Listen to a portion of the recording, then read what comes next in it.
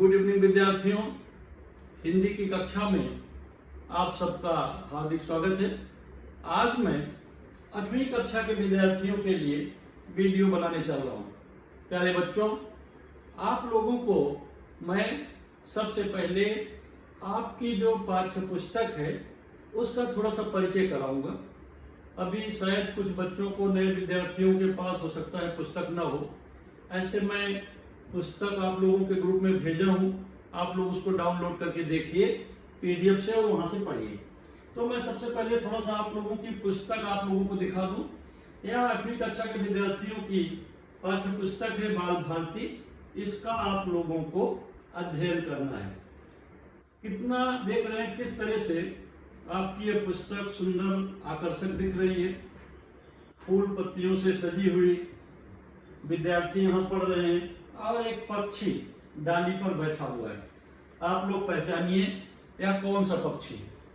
इसके बाद क्रम से जैसे जैसे पुस्तक थोड़ा ऊपर बढ़ती है, देख रहे हैं यहाँ पर कितनी आकर्षक डिजाइन, तितली, फूल, पत्तियां, ये सब सजी हुई अपनी पुस्तक में। यह पुस्तक आप लोग देख रहे हैं हिंदी बाल भारती 8वीं कक्षा। अब पुस्तक का मेरा नाम महाराष्ट्र राज्य पाठ्य पुस्तक निर्मिति अभ्यास क्रम संशोधन मंडल पुणे। यहाँ पर एक दीक्षा ऐप द्वारा आपको स्कैन करना है, QR कोड दिया है। इसके माध्यम से आपको पुस्तक से संबंधी बहुत सी जानकारियां मिलेगी। इसी तरह पुस्तक में और बीच बीच में पाठों में जगह जगह पर बार कोड, QR कोड दिया है, जिसे आप स्कैन कर सकते हो और उससे संबंधी आपको प्रश्न उत्तर और कई जानकारियां मिलेगी। आपको मैं वहां पर जानकारी बताऊंगा।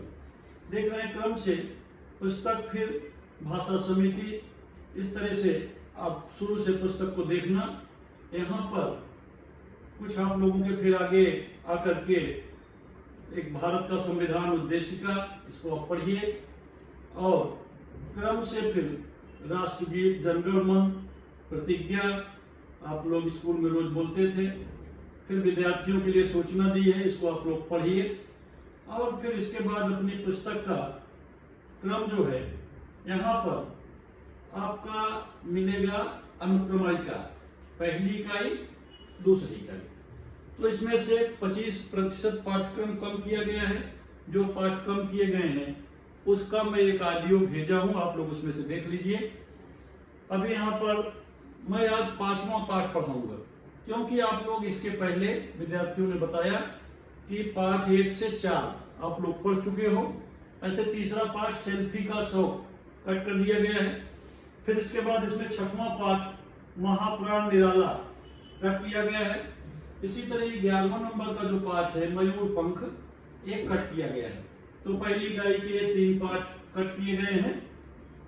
तीसरा सेल्फी का शौक, 6वां महाप्राण निराला और 11वां मयूर पंख कट किया गया है। इसी तरह दूसरी इकाई में से चप्पल पाठ कम किया गया है और फिर इसमें से परिवर्तन कम किया गया है। इस तरह के पाठ कम किए गए हैं। तो आज पहली इकाई का मैं जो 5वां पाठ दिख रहा है, मन का रोगी नामक एकांकी पाठ, राम निरंजन शर्मा ठिमाऊ, जिसके लेखक हैं, पेज नंबर 17 से 24 पर एक पाठ दिया गया है। आज हम लोग इसका अध्ययन करेंगे, इसकी जानकारी करेंगे। विद्यार्थियों, क्योंकि आप लोगों ने जैसे बताया पहले दूसरी टीचर जो पढ़ाती थी तो उन्होंने 4 पाठ तक पढ़ाया है। कैसे उन्होंने ऑडियो, वीडियो, फोटो कैसे दिया है आप लोग को मालूम है।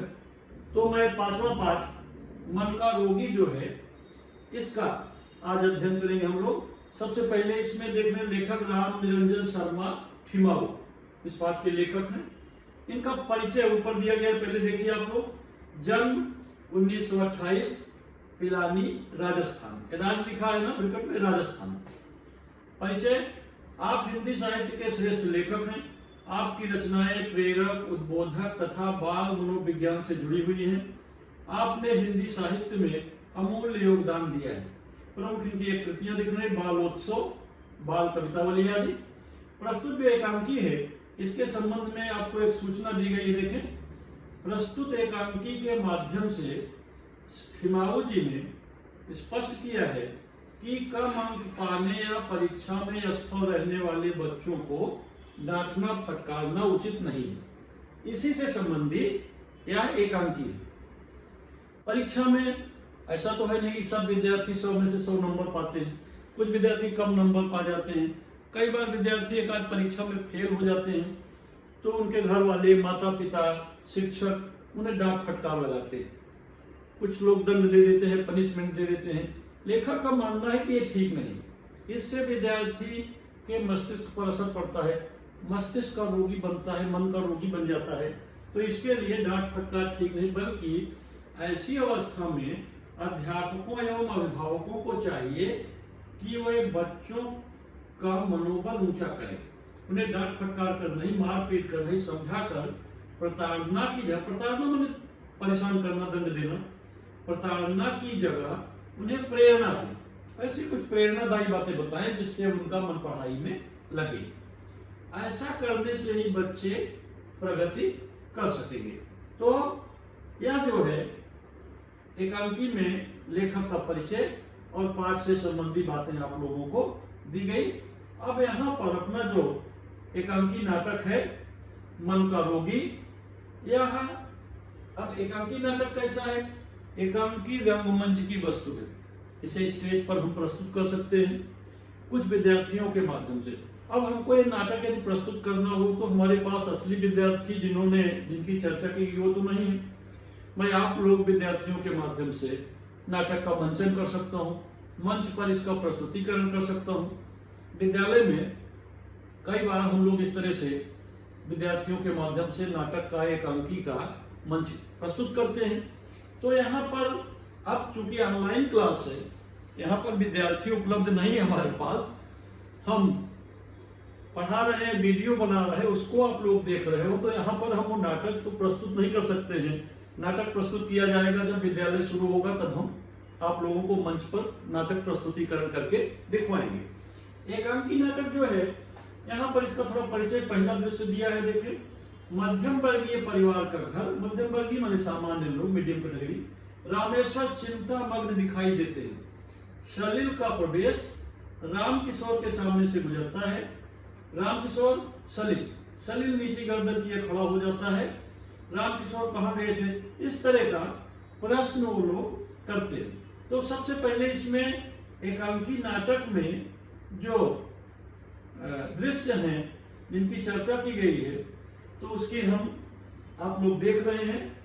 पाठ का मैं थोड़ा सा संक्षिप्त वाचन कर दूंगा, आप लोग सुनिएगा उसको, और फिर आप लोग अपनी पुस्तक में से एकांकी को अच्छी तरह से पहले पढ़िएगा।